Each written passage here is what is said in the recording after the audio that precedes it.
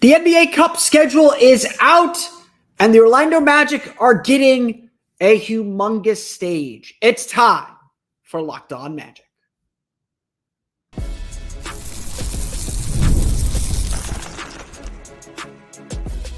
You are Locked On Magic, your daily Orlando Magic podcast, part of the Locked On Podcast Network, your team every day.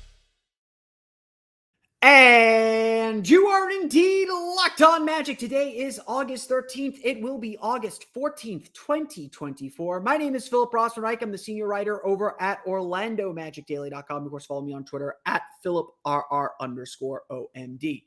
On today's episode of Locked On Magic, we get 4 of the Magic's 82 games released on the schedule. We'll talk about the Magic's path to the knockout round of the NBA Cup and why the Magic are getting a humongous stage to do it. We'll get to that coming up here in just a moment. But first, we want to thank you again for making Locked On Magic part of your day every day, no matter when you listen to us, whether it's first thing in the morning, whether it's right when we upload.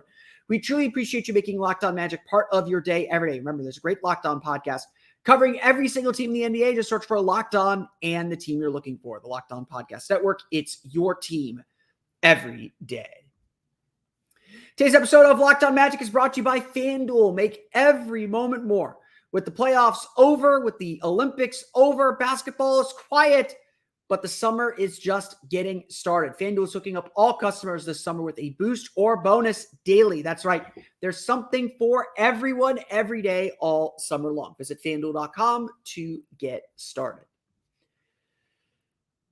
The NBA Cup is coming.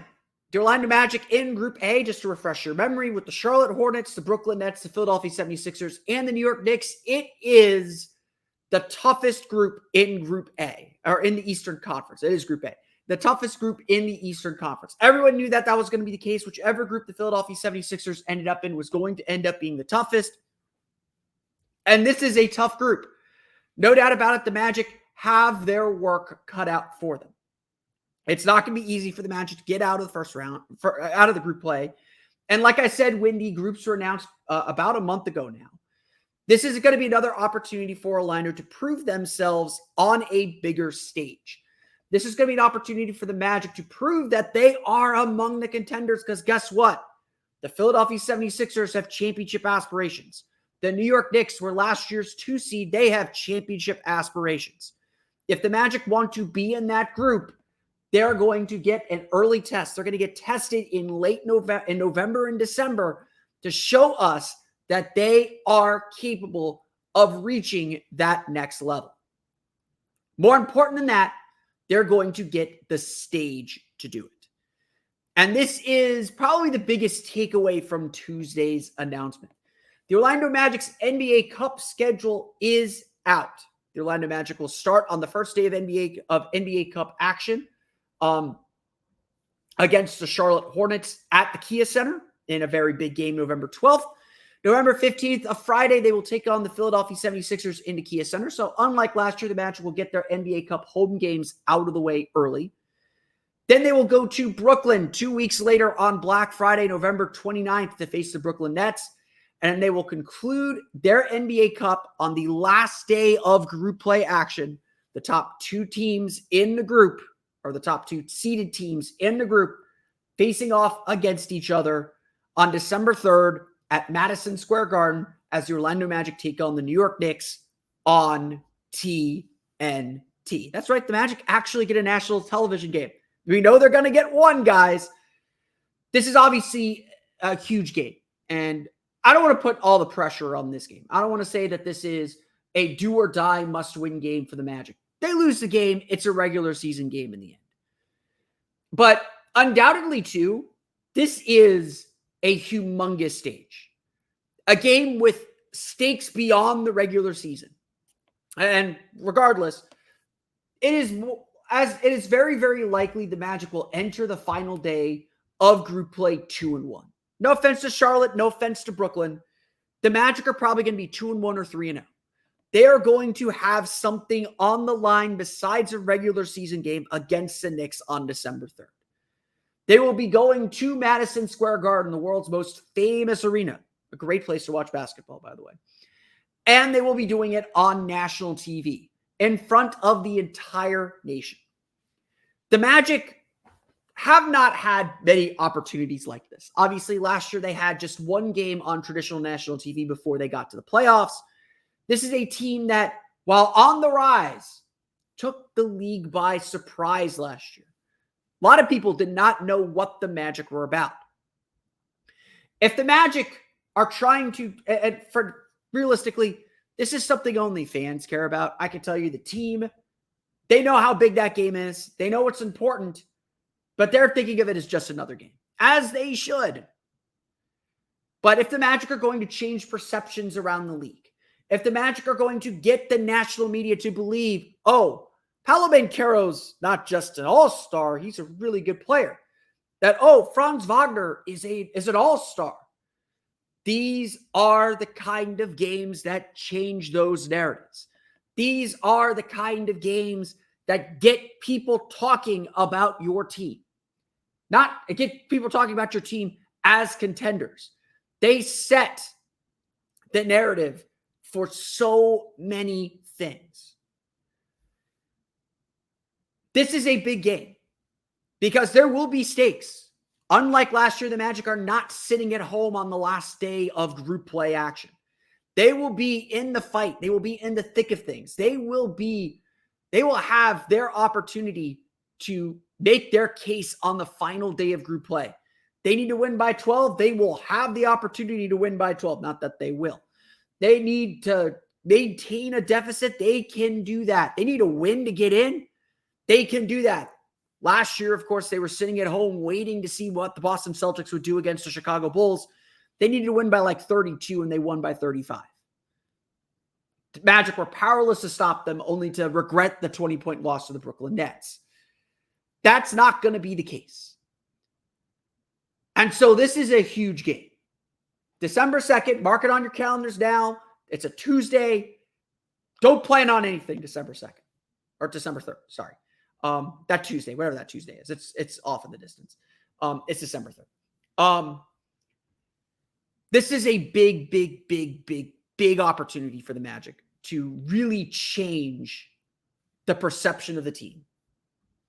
To change what people think is possible for the team. And to set themselves up as contenders, not just for the NBA Cup, but for much more. Yes, it is about perception. This is a story about perception. And the Magic were never on TV last year. Nobody gave them the chance. Nobody gave them a second look. Nobody was paying attention to them. Now that will change. If Orlando beats New York early in the season on national TV, all of a sudden the perception of this team is going to be, oh, they're here. We penciled in these top 4 teams. The Magic need to be among them. And that's really what's on the line at Madison Square Garden. That's really what the story is going to be, and we will address it again in December. But like I said back when the groups were announced, that's really what this whole tournament is for Orlando. I'm a big fan of the in-season tournament. I'm a big fan of the NBA Cup. I love this concept. I thought it was executed very well last year. I'm excited for the second edition of it. I think it does inject juice into the early part of the season. But for the Magic last year, it was about proving and separating themselves from their competition. We believe Chicago, Brooklyn, and Toronto were all teams that the Magic had to prove they were at the same level as. Whether they played Boston well or not, to finish second in that group and win the games that they won was proof early in the season, okay, we can hang with these teams. We are realistically a play-in team. This isn't just a vision or optimism. This is real. This year's NBA Cup serves the same purpose. This year's NBA Cup is proving the Magic can step up to a bigger stage. No offense to Charlotte and Brooklyn. I think those are games that Magic should win. They should be heavily favored. They should win those games. Playing Philadelphia and New York and proving that they are in the same weight class as those two teams, and especially to do it against New York on the road on national TV, something that is still rare for this team. Hopefully very, very soon we will not care about this stuff. But right now we do. This is what this in-season tournament's about. This is what the NBA Cup is about for the Magic. To prove that they can hang with a bigger class of opponent. And I'm glad they're going to get to be able to prove that and show that on such a big stage like Madison Square Garden on TNT. It is going to make for a fun start to the season. We're still wrapping up some stuff about the Olympics with the U.S. bringing home the gold. It's time to talk about everybody's favorite subject. Is Paolo Banchero heading to Los Angeles? We'll talk his chances of making the 2028 team coming up here in just a moment.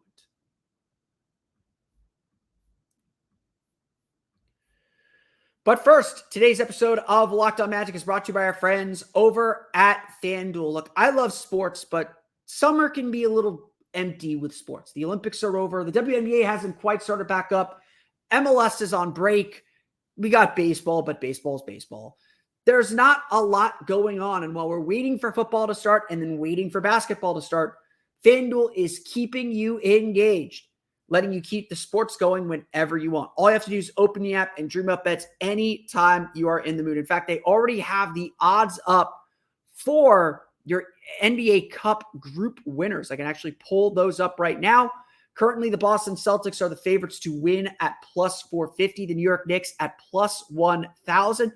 East Group A, the New York Knicks and Philadelphia 76ers are each plus 150 to win East Group A. The Orlando Magic sitting there in third at plus 270, almost 3-1 odds that the Magic will win East Group A. If you truly believe in Magic, this could be your chance. This summer, FanDuel is hooking up all customers with a boost or a bonus daily. That's right. There's something for everyone every day, all summer long. So head over to FanDuel.com and start making the most of your summer. FanDuel is an official sports betting partner of Major League Baseball.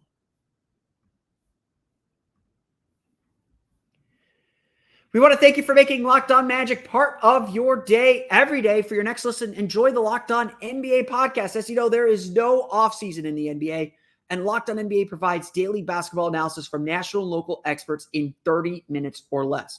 No one keeps you as informed and entertained as Locked On NBA, available on YouTube or wherever you get podcasts. It's all part of the Locked On Podcast Network, your team every day. So you probably read the headline I put on my little rundown here and got scared at that headline, and that was intentional. Sorry, have to do it. We all got to play the game.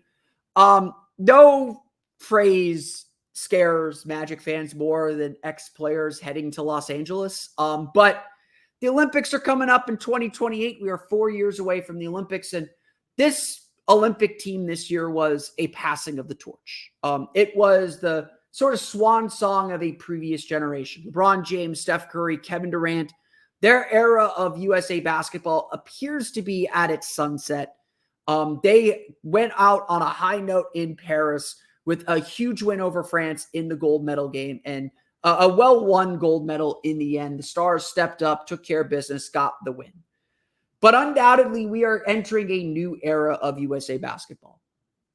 And already everyone is beginning to think about who is going to represent the Stars and Stripes at the Olympics in 2028.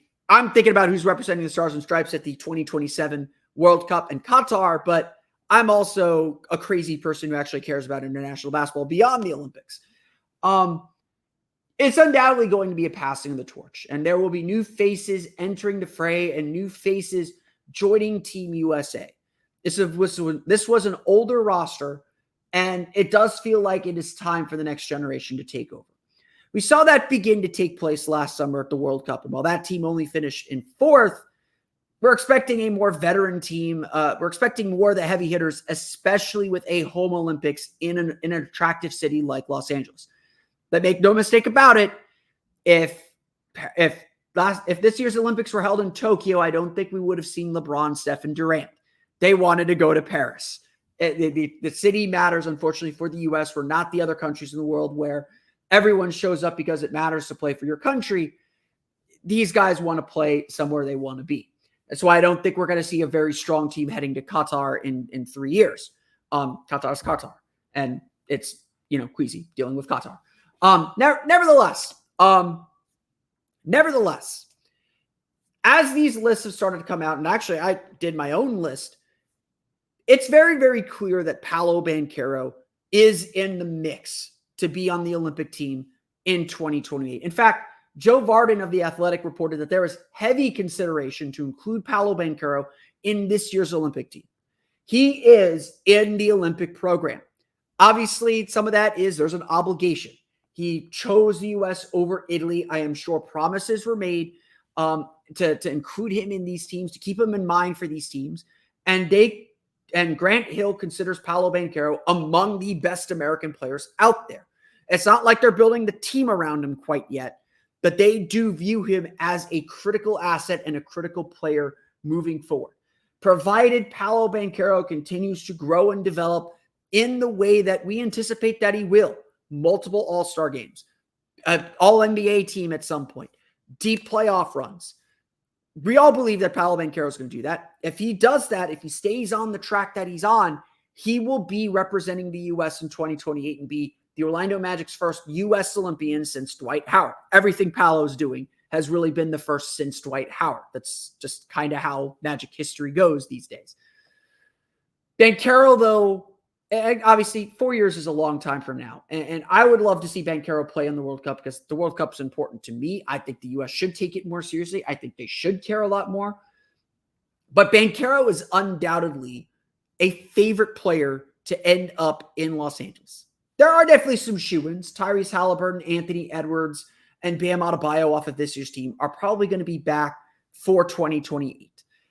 Those guys are really, really important.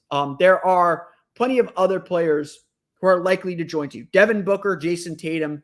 The starting lineup's honestly pretty set. If the starting lineup is Tyrese Halliburton, Jason Tatum, Anthony Edwards, Devin Booker, and Bam Adebayo, that's a pretty solid starting lineup. Jalen Brunson and Mikal Bridges have been part of the USA program before too. They're probably in as well. If Jaylen Brown wants in, he will get in. Tyrese Maxey should absolutely be considered for a spot on the Olympic team in 2028. Then you start getting pretty thin. Paolo Banchero is in. In fact, I looked up the numbers on this. Every player voted ahead of Paolo Banchero for all NBA this year. Every player voted that had more votes than Paolo Banchero this year was on the U.S. Olympic team. Paolo Banchero, even if Paolo Banchero stays at the level that he's at now, he would be a good choice to be on the Olympic team. So I think it is at this, if the Olympics were tomorrow with only players that we anticipate being available in 2028, Paolo Banchero is on the Olympic team. And so as you begin to see all these lists come out, Paolo's name is front and center. And again, a lot of that is he's already been in the program. He's shown versatility. He's shown that he can be an all-star. Again, it's all about, can he continue on the path that he's on? Honestly, if you're looking at potential weaknesses of the U.S. roster, my two concerns so far as I begin looking at the player pool is not the wings. In fact, the wings are pretty strong and Paolo's among them. The weak spots are point guard and center. After Bam Adebayo, assuming Anthony Davis doesn't play. If Anthony Davis plays, then you're pretty deep at center. But assuming Anthony Davis doesn't play, you're looking at Jaren Jackson Jr., who struggled a ton in the World Cup last year. You're looking at Evan Mobley, Jared Allen, and then Chet Holmgren and Cooper Flag. I think there's a good chance Chet Holmgren's in the mix for the Olympic team in 2028 as well. But you start to see the depth wearing thin. The Magic, the U.S. has a lot of wings and big forwards like Jason Tatum and Paolo Banchero. But this isn't about that right now. We got a long way to go before 2028. The point is, Paolo is in the mix to be on the Olympic team, to be among the best American players in the NBA. And I don't think it's going to be particularly close. Again, I don't think we're going to be sweating Paolo being on these teams. If he wants to go to Qatar in 2027, he's going to play in Qatar in 2027. If he wants to go to Los Angeles in 2028 to play for the U.S. team, hopefully for no other reason, he's going to play for Team USA at the 2028 Olympics. It's really that simple. All Paolo Banchero has to do is keep on the track that he's on now. And if he does that, he's going to be playing for Team USA for several more years to come, and hopefully for several more Olympic cycles, because he is that important to the NBA and that important to this team. As we looked at that player pool, though, I don't think Paolo Banchero could be the only Magic player that makes it to Los Angeles in 2028. How another role player could be a sleeper for Team USA. We'll talk about him coming up here in just a moment.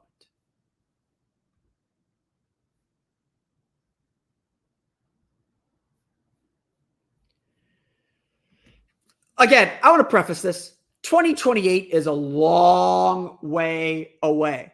It's not going to be so long. Those 4 years are going to go by real quick.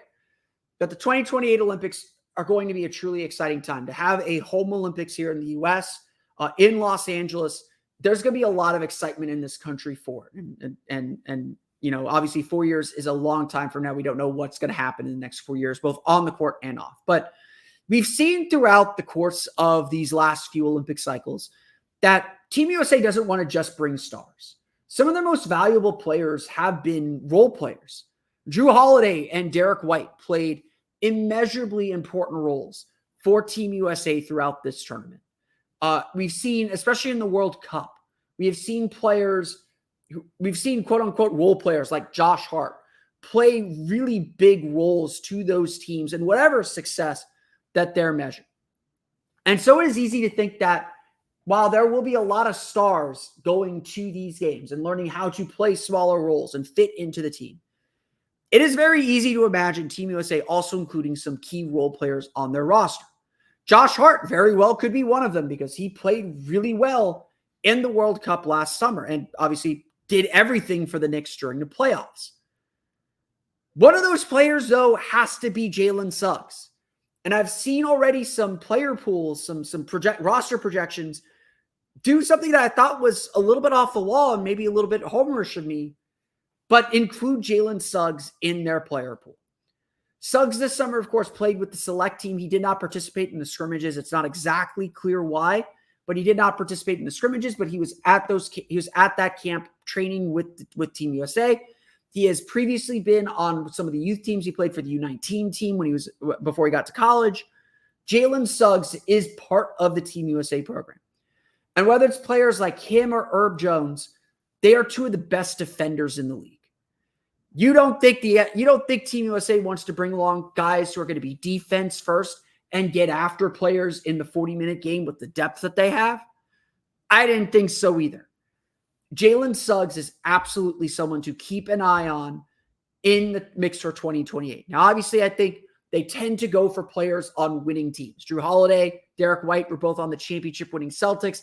They had built a reputation of being able to contribute to a winning team. So, like with so much of these projections, it's almost as much a team reward as it is an individual reward. Saying that, Jaylen Suggs should be on the Olympic team, that would suggest the Magic are competing for championships by 2028. I don't think Alex Martins is wrong on that. I think that that's something that should very well happen within the next 2-3 years. The Magic should be competing for championships. Jaylen Suggs is the kind of player that Team USA needs. If Drew Holiday is probably going to age out, Derek White is going to be on the border where maybe he isn't as effective. Marcus Smart is a player who's played on Team USA before for his defense. He's probably not going to be healthy enough to go through summers like that. Jaylen Suggs is the perfect age, and he has the perfect skill set to fit what Team USA needs. Again, if the Olympics were tomorrow, maybe Jaylen Suggs would be in the mix already. That's part of the litmus. That's kind of the litmus test we're doing right now. But in 4 years, imagine how much better Jaylen Suggs is going to be. In 4 years, imagine how much better Suggs will be offensively as a playmaker, all the things that team is going to need. Jaylen Suggs would be a perfect Team USA player because we know that he will, kind of lower himself for the team. He will do whatever the team needs him to do. We know he will get after defensively, and his three-point shot has come such a long way. His three-point shot has become an asset. And again, we'll see whether it lasts this year, but it has become an asset for this team. He shot like 40% on catch and shoot threes this year. It's actually quite stunning. Suggs is absolutely the kind of player that we should keep an eye on for Team USA, whether it's for 2027 in Qatar or 2028. He would be a great national team player. But obviously, it's a long way from now. We got a long way to go before we get to that. And so it's just something to consider. Right now, it's just an honor to be nominated. Right now, this far out from the Olympics, as we're trying to think about what Los Angeles is going to look like, it is an honor that the Magic would have two potential players on Team USA. That's not something the Magic have ever had. Shaq and Penny were on the 96 Dream Team too, but Shaq announced he was leaving for the Lakers before the tournament started. It's been a long time since the Magic have had these kinds of players. And obviously you have Franz Wagner, who is second team All-Olympics playing for Germany. You have Mo Wagner playing for Germany. The Magic, Tristan da Silva will probably be on the German national team by that point as well. The Magic will have a lot of representation in the 2028 Olympics in Los Angeles. And very likely they will have some players on Team USA who are able to contribute and help them defend their gold medal on their home court. It's exciting times. It's just, again, it's like I said, it's exciting for the team. It's a signal and a symbol that the team is relevant again. And that's why it's so important that they get this opportunity against the Knicks to show what they can do. Hopefully they get more national TV opportunities this year. We'll find out later this week, but there will be a lot of opportunity for the Magic moving forward. And it's a great thing. Absolutely. But that's going to do it for me today. I want to thank you all again for listening to today's episode of Locked On Magic. Of course, find me on Twitter at PhilipRR_OMD. Subscribe to the podcast on Apple Podcasts, Stitcher, TuneIn, Himalaya, Google Play, Spotify, Odyssey, and all the places on the podcast to your podcast-enabled listening device. For the latest on the Orlando Magic, be sure to check out OrlandoMagicDaily.com. Of course, find us there on Twitter at OMagicDaily. And for even more Orlando Magic content, be sure to check out my Patreon page, the Orlando Magic Hub, at patreon.com/Orlando Magic Hub. And as always, thank you for your support. Now that you're done listening to me, be sure to check out the Locked On NBA podcast, where the season never ends, providing national expertise with a local perspective. You can find the link to Locked On NBA in the description, so you don't need to search. It's all part of the Locked On Podcast Network, your team every day. That's going to do it for me today, though. I want to thank you all again for listening to today's episode of Locked On Magic. On our next episode of Locked On Magic, we're going to go Locked Off Magic. Tomorrow, we will take a look at UCF football, what the Magic can learn from what the Knights learned in their first year in the Big 12.